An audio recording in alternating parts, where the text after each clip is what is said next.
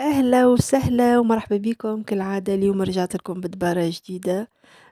باش نعملوا مع بعضنا مرقة قناوية تعمل 66 كيف. كيما تعرفوا القناوية مش موجودة برشا في فرنسا. عملت دورة في كارفور نلقى منها. كيما تشوفوا ما قعدش منها برشا سهلة الفونديز قالت لي يعني موجودة. مشيت جابت لي الحق منها وروحت على رويحتي تعديت للزازار خديت شوية لحم و... وباش نتعديو توا مع بعضنا نوريكم كيفاش طيبتها.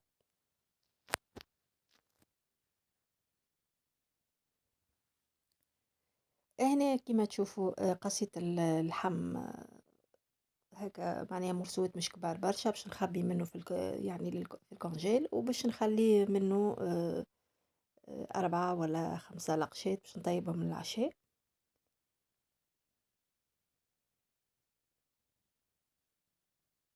والباقي كيما تشوفوا باش نحطهم في صاك كونجيلاسيون ونخبيهم. هنا باغ كونطخ حبيت نوريكم حاجة. هذوما شريتهم أنا من أكسيون فيهم الكبار وفيهم الصغار معناها. اللي يعني تعيش في فرنسا وتشري في لي ساك كونجيل. حبيت نوريهم يعني اللي موجودين زوز من غير ما تشريو زوز باكوات تلقاهم الزوز في نفس الباكو وبون كاليتي الحق.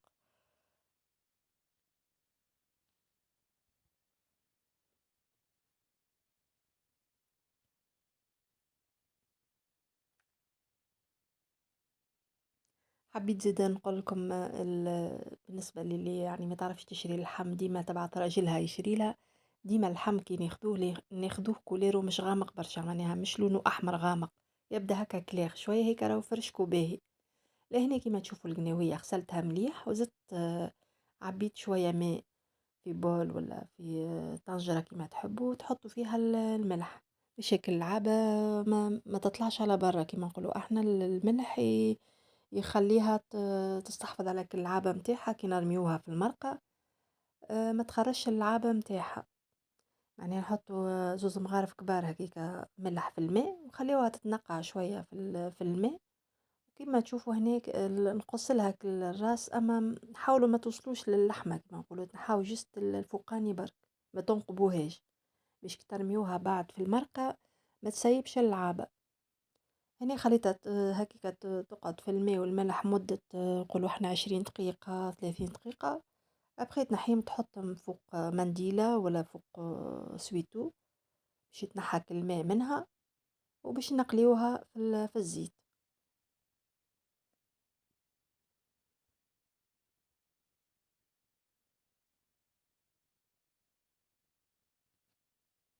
هنا نحاولوا باش نحاول يعني نعملوا الماكس باش الماء نحيوه من الكعبة باش كي ابخي نرميوها في الزيت الماء الزيت ما يترشقش. هنا حطيت شوية زيت في الكسرونة متاعي وباش نقلي الكعيبات متاع القنارية.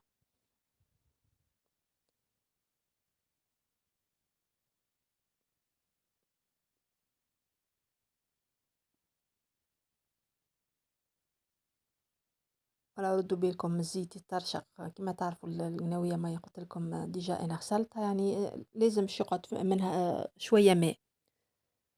هنا باش نقليها مليح مليح وبعد جست هي كوليرها يتبدل نحيها نحطها في صحن ونخليها اكوتي ونتعدي نحضروا الصوص متاعنا.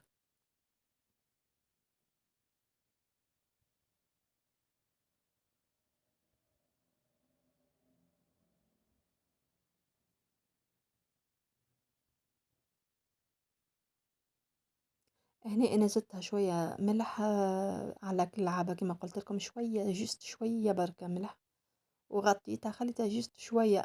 كما قلت لكم الكولير هكا دوبا يتبدل وانتم تنحيوها ما تخليوهاش تحرق.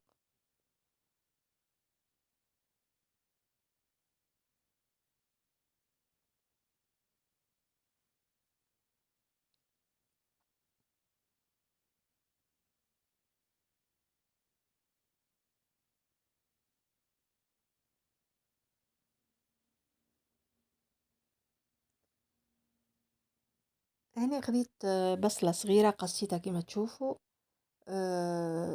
وباش نقليها مع اللحم وشوية كركم، شوية تابل، شوية كروية، وخليهم يتقليو مليح. هنا حطيت شوية ثوم، راس زوز سنين ثوم، مش برشا، ما تكثروش برشا الثوم.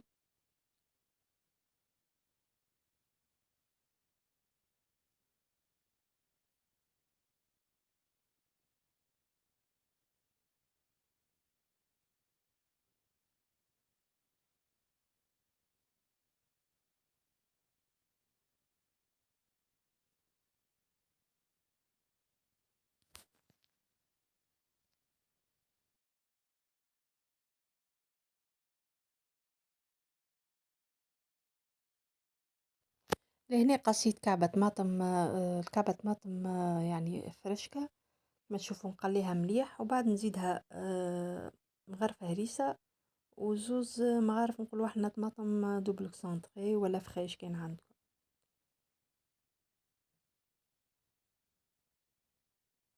واللي ما عنديش يعني الهريسة تنجم تحط شوية فلفل بودر.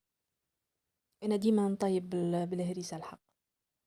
كما شفتوا هنا هكا حكيت زوز مغارف نقولوا طماطم، زدتهم ونقليهم مليح مليح، ونمرقهم بالماء السخون، ونخلي اللحم يطيب يطيب في عقله.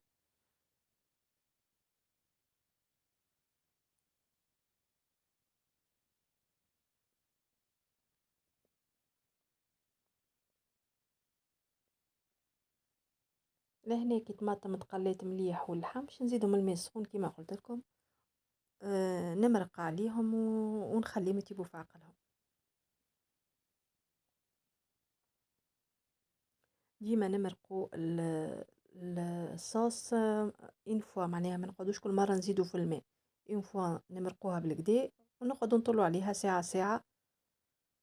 وهنا اللحم تقرص كيما معناها طاب، رميت القناويه باش تعمل غلوه، نخليوها مده كي كنقولوا 20 دقيقه بعد ما يطيب اللحم، خليها تطيب في عقلها. هنا القناويه هكاك قعدت 15 20 دقيقه، رميت لها قرين فلفل، ورميت شويه تابل في الاخر، وشويه معدنوس، وهكا والصلصه متاعنا حاضره. وهني نودكم ونشاهيكم، والله جيت بنينه بنينه ما نحكي لكمش القناويه. ان شاء الله تجربوها، وان شاء الله تعجبكم، وان شاء الله ما طولتش عليكم الفيديو. ديما نقول لكم ما تنسونيش بليكم كومنتير والجيم. دونك ما بقى لي كي نقول لكم بسلامه وابيانتو ان شاء الله.